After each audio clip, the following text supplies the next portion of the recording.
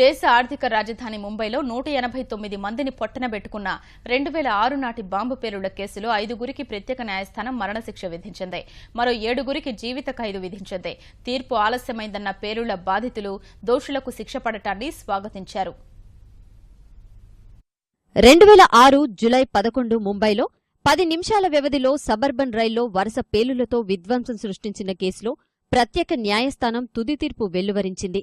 నిషేధిత సిమీ ఉగ్రవాద సంస్థతో సంబంధం ఉన్న 12 మంది దోషుల్లో కమల్ అహ్మద్ అన్సారీ, మహమ్మద్ ఫైజల్ షేక్, ఎతేషాం సిద్దికీ, నవీద్ హుసేన్ ఖాన్, ఆసిఫ్ ఖాన్లకు మరణశిక్ష విధిస్తూ తీర్పు వెలువరించారు.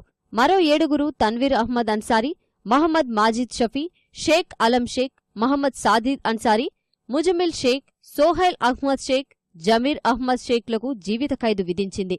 పేలుడు పదార్థాల చట్టం, చట్టవిరుద్ధ కార్యకలాపాల నివారణ చట్టం, ప్రజా ఆస్తుల